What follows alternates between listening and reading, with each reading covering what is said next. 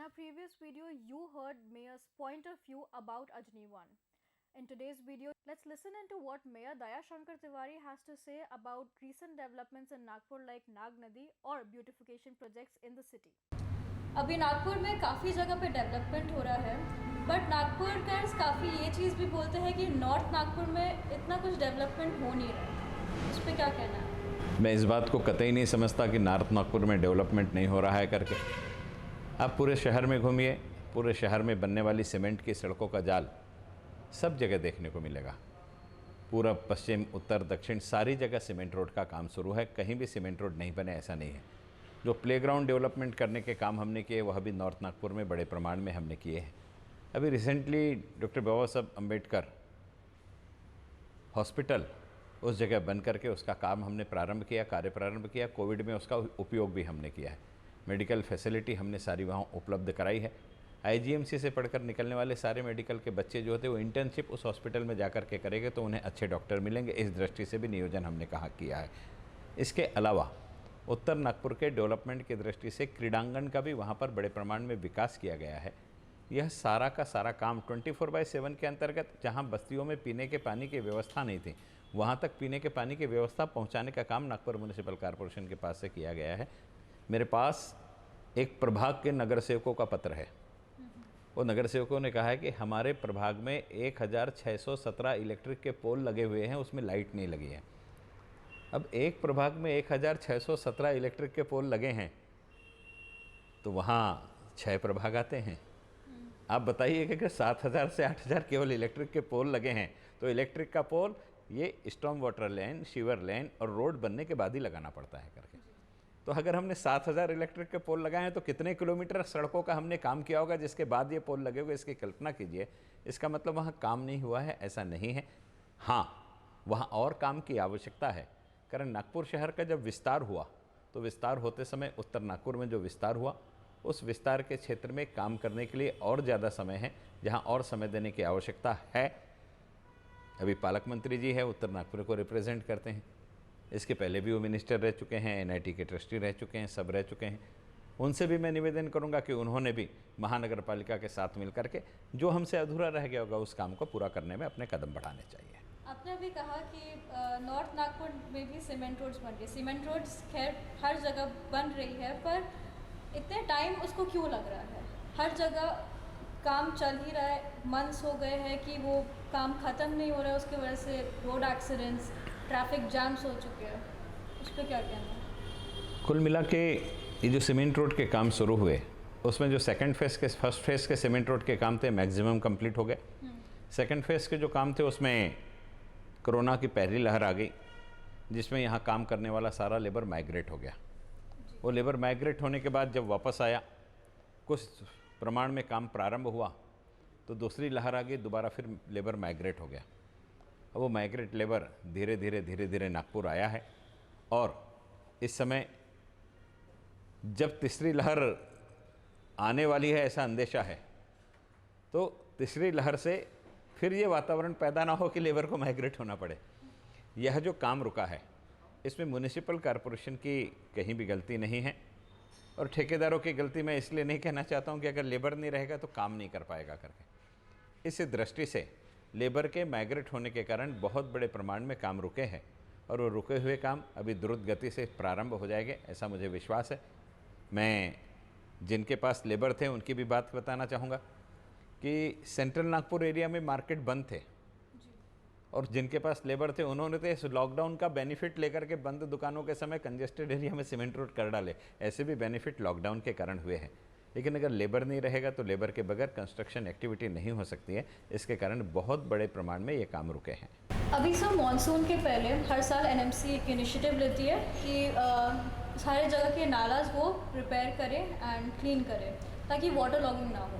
But अभी भी हम लोग कई जगह देखते हैं कि रोड्स पे बहुत सारी जगह वाटर लॉगिंग होते हैं। काफ़ी लो लाइंग एरियाज़ वाले घरों के अंदर पानी चला जाता है। इसका सर एक प्रैक्टिकल और एक परमानेंट सोल्यूशन आ पाएगा इधर? नागपुर म्यूनिसिपल कॉरपोरेशन के माध्यम से प्रतिवर्ष नाग नदी स्वच्छता अभियान होता है। नाग नदी में इस शहर के जितने छोटे मोटे नाले हैं या स्टॉर्म वाटर ड्रेन है सारी जाकर के जुड़ती है। इसलिए नाग नदी, पोहरा नदी और पीली नदी, इन तीनों नदी को सफाई का अभियान नागपुर म्युनिसिपल कॉरपोरेशन के माध्यम से होता है। इस वर्ष भी प्रतिवर्ष से 15 दिन पहले हमने इस मूवमेंट की शुरुआत करी, लेकिन वही बात, कोरोना की महामारी ने बहुत तेज़ी से दस्तक दी और करीब करीब 15 दिन तक लगातार 7,000 प्लस पेशेंट नागपुर में निकले। एक दिन तो ऐसा भी आया कि 7,999 पेशेंट निकले। ये सारी स्थिति में म्युनिसिपल कॉरपोरेशन का जो मैन पावर था, ये सारा का सारा मैन पावर कोरोना की सुविधा के लिए लगा हुआ था, कारण नदियों और नालों की सफाई से ज़्यादा लोगों की ज़िंदगी बचाना हमारी प्राथमिकता थी। इसलिए हमने यहाँ जो सफाई अभियान चलाया, इसमें मैन पावर कम होने के कारण हमारी जो बड़ी नदियाँ हैं उनको तो मशीनों से हम लोग बहुत बड़े प्रमाण में क्लीन कर सके, लेकिन जो छोटे शहर के बीच के छोटे छोटे नाले थे, उसमें भी जो मशीनों से साफ़ हो सकते थे, उन नालों पर महानगर पालिका ने पूर्णता के साथ में काम किया। लेकिन कुछ जगह ऐसी है कि जहाँ महानगर पालिका 15 जून तक काम करने वाली थी, वहाँ बारिश के कारण कुछ इलाकों में पानी भरा है और लो लाइन एरिया में विशेष रूप से जहाँ प्रतिवर्ष ये त्रासदी होती है, महानगर पालिका के माध्यम से उस बस्ती के लोगों को बारंबार, वे बस्तियाँ जो अनाधिकृत रूप से बैठी हुई हैं उनको हटाने के लिए बारंबार कहा जाता है, लेकिन शासन का निर्देश है कि 11 से पहले की झोपड़पट्टी है तो आप उसको हटा नहीं सकते। 2011 से पहले की झोपड़पट्टी है, उसको निवास का अधिकार मिलता है। इस दृष्टि से प्रतिवर्ष वहाँ ऐसा होता है। मैं अभी रिसेंटली पीली नदी के पास झिंगाबाई टाकली को जो रास्ता जाता है, वहाँ पुलिया बनाए, वहाँ गया। वहाँ के सारे झोपड़ों को हटा करके लो लाइन एरिया से, कि वहाँ वाटर लॉगिंग होता है, म्युनिसिपल कॉरपोरेशन ने एसआरए में उनको घर दे दिए। अब एसआरए में 2 साल पहले वो चले गए। अभी मैं वहाँ से निकला तो वहाँ सारे लोग फिर से आकर के बैठ गए, एक घर एसआरए में और दूसरा घर वहाँ पर। ये सारी महानगर पालिका की यंत्रणा के माध्यम से ऐसे, जिन्हें हम लोग एक बार दूसरी जगह स्थापित कर चुके हैं, दोबारा आकर के बैठ रहे हैं। इन पर कार्रवाई करने के निर्देश भी महानगर पालिका ने दिए हैं। लेकिन शहर में जब बारिश ज़्यादा होती है और ज़्यादा बारिश के समय जब नाग नदी, पीली नदी में जल का स्तर बढ़ जाता है, तो जब जल का स्तर बढ़ता है तो नैसर्गिक है कि उसमें मिलकर के आने वाले जो नाले हैं, वो वहाँ का प्रवाह बढ़ने के कारण यहाँ का प्रवाह धीमा हो जाता है, इसलिए शहर में पानी बढ़ता है। जैसे ही नाग नदी का पानी नीचे उतरता है, वो पानी फिर से बहने लगता है। इसलिए ऐसी अवस्था में अगर कहीं पानी जमा होता है तो नेचुरल और टेक्निकल प्रॉब्लम है।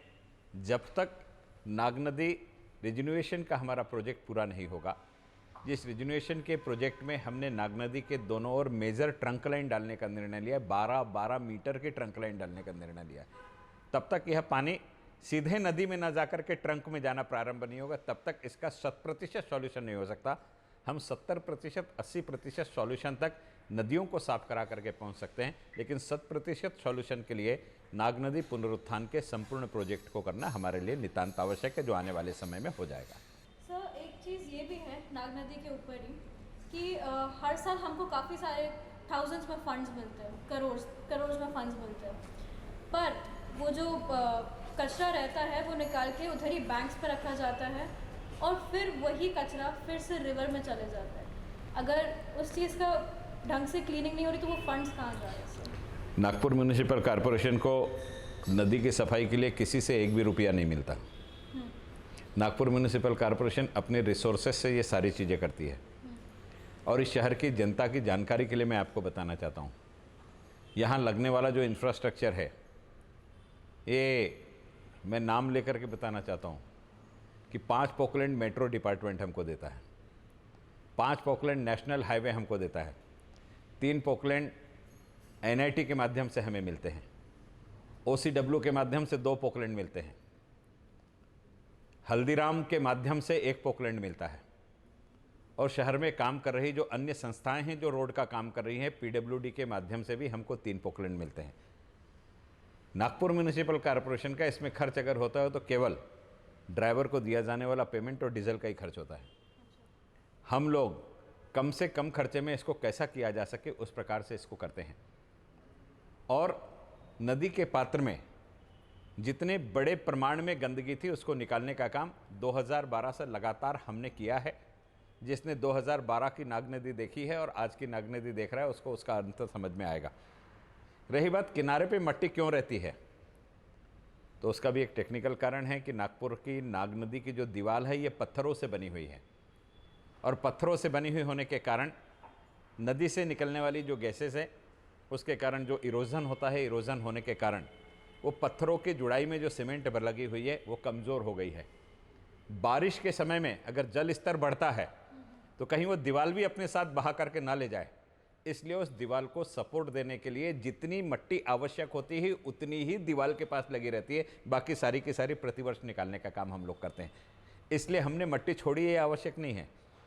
जहाँ कंक्रीट की नई दीवार बनी है वहाँ आपको 1 फीट भी मट्टी नहीं दिखेगी, लेकिन जहाँ पत्थर की दीवार बनी है हमने इसको निकाल दिया और जल प्रवाह बढ़ने से वो पत्थर बहा करके लेगी तो दीवार धंस जाएगी और बस्तियों में पानी घुस जाएगा। इसलिए उस दीवार की सुरक्षा के लिए वहाँ पर मट्टी रखना नितांत आवश्यक है। इस दृष्टि से ही वहाँ पर मट्टी है।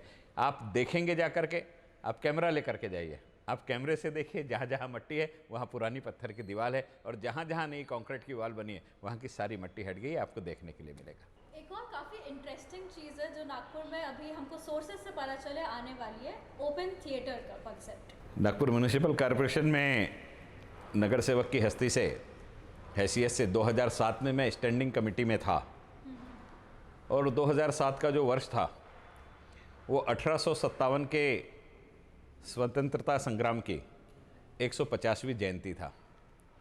तो मेरे मन में एक विषय आया कि नौजवानों को 1857 के स्वतंत्रता संग्राम के बारे में पता होना चाहिए, और ये भी क्यों आया, इसके पीछे एक कारण है। नागपुर म्यूनिसिपल कॉरपोरेशन का रिक्रूटमेंट का एक इंटरव्यू चालू था और मैं उस इंटरव्यू में बैठा था। उस इंटरव्यू में लाइनमैन का इंटरव्यू देने के लिए सतरंजीपुरा का एक बच्चा आया। मेरा एमए हिस्ट्री में हुआ, हिस्ट्री मेरा पसंदीदा विषय है। मैंने उस बच्चे से पूछा कि भाई तुम कहाँ रहते हो? उसने बताया मैं सतरंजीपुरा में रहता हूँ। मैंने पूछा सतरंजीपुरा में अगर आप रहते हो तो सतरंजीपुरा में कहाँ रहते हो? उसने कहा मैं सुभाष होटल के पास रहता हूँ। तो मैंने सहजता से पूछ लिया, 27 जनवरी को इंटरव्यू दे रहा था, कि भाई सुभाष रेस्टोरेंट के पीछे में वहाँ पर कौन सा पुतला है जो आपके घर के पास में है, आप बताएंगे? अब मैंने जैसे ही पुतला पूछा तो उस व्यक्ति ने तुरंत उत्तर दे दिया कि वहाँ पर कृष्णा खोपड़े का पुतला लगा हुआ है। कृष्णा खोपड़े बाजू के रूम में इंटरव्यू ले रहे थे। मैंने बताया कि कृष्णा भाऊ आइए, आपका मुहूर्त मिला, जीते जी आपका पुतला लगा दिया है। कृष्णा भाऊ आए।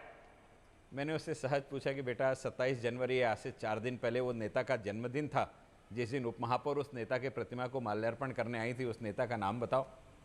उसको नाम नहीं पता था। फिर मैंने उससे पूछा अच्छा उस चौरस्ते का क्या नाम है, आप ये तो बताओ जहाँ सुनील होटल है। तो उसने बताया उस चौरस्ते का नाम सुभाष पुतला चौक है। बोला अच्छा अब ये भी बता दो पुतला कौन सा है? तो बोले हैं सुभाष पुतला है। अब विषय यहाँ समाप्त नहीं होता। मैंने उससे पूछा सुभाष चंद्र बोस कौन है? तो उसने उत्तर दिया कि सुभाष चंद्र बोस अंग्रेजों की सेना के सेनापति थे, उन्होंने बहुत अच्छा काम किया इसलिए उनको बहुत मेडल लगे और पुतले में लगे हुए हैं करके। आप कल्पना कीजिए कि एक ग्रेजुएशन में पढ़ रहा व्यक्ति नेताजी सुभाष चंद्र बोस के बारे में अगर इस प्रकार का वक्तव्य करता है और उसके सामने गलती से एमए हिस्ट्री किया हुआ व्यक्ति बैठा हुआ है तो उस पर क्या गुजरी होगी। तो मुझे ऐसा लगा कि इस देश के इतिहास की लोगों को जानकारी होनी चाहिए, इसलिए 1857 के आधार पर एक एम्पी थिएटर बनना चाहिए, और जहां पर लाइट एंड साउंड के शो के माध्यम से भारत की वह सांझी विरासत जिसको हम गंगा जमुना सभ्यता कहते हैं, जिसमें हिंदुओं ने मिलकर निर्णय लिया कि राजा इस देश की गद्दी पर जो बैठेगा वो मुस्लिम राजा बैठेगा करके, और दिल्ली के तख्तोताज पर एक मुस्लिम राजा को बैठाने का काम हिंदू शासकों ने किया, और उस राजा ने गद्दी पर बैठने के बाद पहला निर्णय लिया कि मेरे राज्य में गौ हत्या पर 100% प्रतिबंध लगेगा। ये हिंदुस्तान की तहजीब है, ये आने वाली पीढ़ी को पता चलना चाहिए, इसलिए वहाँ एक एम्पी थिएटर बनना चाहिए, ऐसा मैंने विषय लिया। दुर्भाग्य से बीच में 5 साल 2007 से 12 में नगर सेवक नहीं रहा और लोग उस विषय को भूल गए। 2012 में मैं फिर से स्थायी समिति का अध्यक्ष बना, और मुझे ऐसा लगा कि मैं जिस बस्ती को रिप्रेजेंट करता हूँ बहुत बड़े प्रमाण में मुस्लिम आबादी है, और यह सारी बातें उन लोगों तक पहुँचनी चाहिए कि अवध के नरेश और रजिया सुल्ताना, झांसी की रानी, तात्या तोपे और नागपुर में निकलने वाली मारबोद, ये सारे के सारे 1857 के स्वतंत्रता संग्राम से जुड़े हुए हैं। ये आने वाली पीढ़ी को पता चलनी चाहिए, इसलिए मैंने मेरे बजट में पैसे लिए। वो बजट का काम विस्तार के साथ चला, अभी वो काम पूर्णत्व को आया है। आने वाले अगस्त के बाद हम उस एम्पी थिएटर का उद्घाटन करेंगे, जहां 750 लोग एक साथ बैठ करके वहां आनंद ले सकेंगे। इस प्रकार का एम्पी थिएटर बना है, उसको हिस्टोरिक लुक आना चाहिए। इसलिए जो नागपुर का कल्चर है, सैंडस्टोन, रेलवे स्टेशन जिस सैंडस्टोन से बना है, आरबीआई जिस सैंडस्टोन से बना है, उसी सावनेर के अदासा के सैंडस्टोन के पत्थर से उसको बनाने का काम हमने किया है कि नागपुर का हिस्टोरिक लुक आना चाहिए। ओडिशा में जिस प्रकार से ओपन रंगमंच पर अच्छे कार्यक्रम होते हैं, उसी प्रकार के कंसेप्ट के आधार पर आर्किटेक्ट नागपुर जी ने उसको डिज़ाइन किया है, जो शहर के लिए एक बहुत अच्छी वास्तु भारत के स्वतंत्रता के इतिहास के साथ हम लोग समर्पित करने जाएंगे आने वाले अगस्त सितंबर महीने में। एक और चीज़ है जो नागपुर वासियों को पता नहीं है कि स्वामी विवेकानंद का जो स्टैचू है वो दयाशंकर जी ने ही बनवाया था। उसके पीछे ये कहानी क्या है? 2012 में मैं नागपुर म्यूनिसिपल कॉरपोरेशन का स्थायी समिति का अध्यक्ष बना। अनायास उसी वर्ष स्वामी विवेकानंद जी की 150वीं जयंती थी और पूरे देश में ये जयंती मनाने के लिए तत्कालीन प्रधानमंत्री मनमोहन सिंह जी ने 100 करोड़ रुपए भारत सरकार की तरफ से दिए थे। मुझे ऐसा लगा कि देश के प्रधानमंत्री जी ने अगर पूरे देश में उत्सव मनाने के लिए 100 करोड़ रुपए दिए हैं, तो मैं तो स्वामी विवेकानंद का उपासक हूँ। मैं अपने जीवन में जिन लोगों को बहुत श्रद्धा के साथ देखता हूँ, उसमें स्वामी विवेकानंद जी प्रथमतः है। कारण मेरा पैशन ओरेटरी है और अपनी ओरेटरी से विश्व को अपना गुलाम बनाने वाला अगर कोई प्रतिनिधित्व भारत का है तो स्वामी विवेकानंद है। इसलिए स्वामी जी के विचार, स्वामी जी की जीवन शैली, स्वामी जी का कार्य आध्यात्म को लेकर के, वैदिक कल्चर को लेकर के, विज्ञान को लेकर के, शिक्षा को लेकर के, महिलाओं को लेकर के, समाज को लेकर के, जो मल्टी डायमेंशन उनका कैरेक्टर है वो लोगों के सामने आना चाहिए। इस दृष्टि से नागपुर में स्वामी जी का एक स्मारक होना चाहिए, ऐसा मन में संकल्प आया। मैं फिर बताना चाहता हूँ कि 2007 में जब मैं स्थायी समिति का सदस्य था तो सेंट्रल एवेन्यू रोड पर जहाँ काकड़े जी की प्रतिमा आज स्थापित है, उस जगह में स्वामी जी का पुतला बनाना चाहता था। आज काकड़े जी जहाँ बैठे हैं उसका जो बाउंड्री वॉल बनी हुई है वो स्वामी जी के पुतले के लिए बनी थी, लेकिन 7 से 12 में नगर सेवक नहीं था, इसलिए पुतला नहीं बन सका। अब मैं सदस्य था तो स्वामी जी को सेंट्रल एवेन्यू रोड पर 6 फीट का पुतला बैठाना चाहता था। जब मैं स्टैंडिंग कमेटी चेयरमैन हो गया और स्वामी जी की 150वीं जयंती थी तो एक ऐसा स्मारक जो भारत के सब लोग आकर के देख सके, ऐसी संकल्पना ली। कन्याकुमारी में लोग सूर्योदय देखने के लिए जाते हैं, तो मेरे मन में एक विषय आया कि क्या कोई नागपुर में ऐसा पॉइंट है जहाँ पर सूर्यास्त देखने जाया जा सकता है। तो सूर्यास्त देखने के लिए अंबाझरी लेक से अच्छी कोई दूसरी जगह नहीं थी, इसलिए नागपुर का सनसेट पॉइंट एक होना चाहिए। इस दृष्टि से उसको डेवलप करके कन्याकुमारी की पार्श्वभूमि पर स्वामी जी का स्मारक बनना चाहिए। हमने संकल्पना करी, आर्किटेक्ट ने उसको उकेरा और जिस जगह पर लोग शौच त्याग करने के लिए जाते थे, आप देखेंगे तो वहाँ से निकल नहीं सकते थे, मुंह पर कपड़ा लगाना पड़ता था। आज स्वामी विवेकानंद जी का स्मारक बन करके तैयार है और मुझे कहते हुए हर्ष होता है कि स्मारक का उद्घाटन 2017 में 1 जनवरी को हुआ था और 26 जनवरी के दिन मेरे मन में इच्छा हुई कि वहाँ जाकर के मैं देखूँ कितने लोग बैठे हुए हैं करके। वहाँ ध्यान मुद्रा में स्वामी जी की एक बैठी हुई मूर्ति है। हम लोग कहते हैं कि मुस्लिम समाज के लोग जो होते हैं वो बुत परस्ती के विरोधी होते हैं, मूर्ति के विरोधी होते हैं। वहाँ 10 से 12 मेरी मुस्लिम बहनें बुर्खा पहन करके स्वामी विवेकानंद जी की फ़ोटो के साथ सेल्फी ले रही थी। मुझे लगा मेरा सपना साकार हो गया, जिसके लिए मैंने बनाया था वो यहाँ हो चुका है करके। आज नागपुर शहर में हमारे परिवार में अगर कोई भी व्यक्ति आता है तो उसे दिखाने के लिए जो नागपुर शहर में कुछ चीज़ें हैं, उसमें स्वामी विवेकानंद का स्मारक है। उसकी कल्पना पूर्ण रूप से मैं अपने आप को सौभाग्यशाली समझता हूं कि नागपुर शहर का स्थायी समिति का अध्यक्ष था। इस दृष्टि से यह सब करने का सौभाग्य मुझे मिला। इसमें रामकृष्ण मठ ने मुझे बहुत सुविधाएं दी।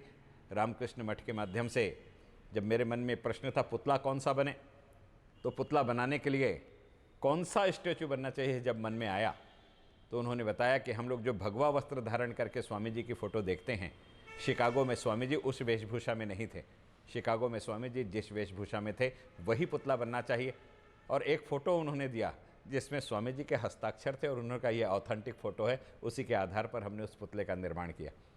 और सौभाग्य यह भी है कि पुतला बनाने का जब हमने टेंडर निकाला तो इस देश का सर्वश्रेष्ठ मूर्तिकार जिसने स्टैचू ऑफ यूनिटी बनाया है वो राम सुतार ने ये विवेकानंद की प्रतिमा बनाया। ये मैं अपना सौभाग्य समझता हूँ। ये सारे सौभाग्य स्वामी जी के आशीर्वाद से ये करने का श्रेय मुझे मिला। मैंने नहीं बनाया, पुतला तो महानगर पालिका के निधि से बना है। हाँ, वो संकल्पना मेरी थी और उसको साकार करने के लिए जो कुछ करना पड़ता था वो सारा का सारा मैंने किया। मैं आपको बहुत संक्षिप्त में बताना चाहता हूँ कि 2007 में मैंने एमपी थिएटर बनाने की संकल्पना की थी और 2021 में उद्घाटन हो रहा है। लेकिन 2012 में मैंने विवेकानंद के स्मारक बनाने की संकल्पना की थी और 2017 में उसी रिजिम में उसका उद्घाटन भी कराया। इसके लिए जो कुछ भी मेहनत हो सकती थी, बाकी स्थायी समिति के अध्यक्षों के माध्यम से जो सहयोग होता था, सारा का सारा उस पुतले के निर्माण में मुझे मिला। और हाँ, एक नाम का मैं विशेष रूप से उल्लेख करना चाहूँगा। राजनीतिक तौर पर मेरे विरोधी विचारधारा के थे, नागपुर के पूर्व महापौर थे, जो उस समय विरोधी पक्ष के नेता थे, अभी पश्चिम नागपुर से विधायक है, विकास ठाकरे जी। उस बस्ती में बहुत बड़े प्रमाण में काम नहीं होना चाहिए, इसलिए लोग वहाँ पर आकर के सामान चोरी कर लेते थे, गुंडागर्दी करते थे, सारी चीज़ करते थे। विकास ठाकरे जी ने उस पूरे प्रोजेक्ट में मुझे बहुत मदद दी, इसलिए मैं उनका नाम लेना नहीं भूलना चाहता। लेकिन सबके सहयोग से एक अच्छी वास्तु बन गई, जहाँ पूरा शहर आकर के आनंद ले सकता है, वहाँ से संस्कार भी ले सकता है, ऐसा मुझे विश्वास है।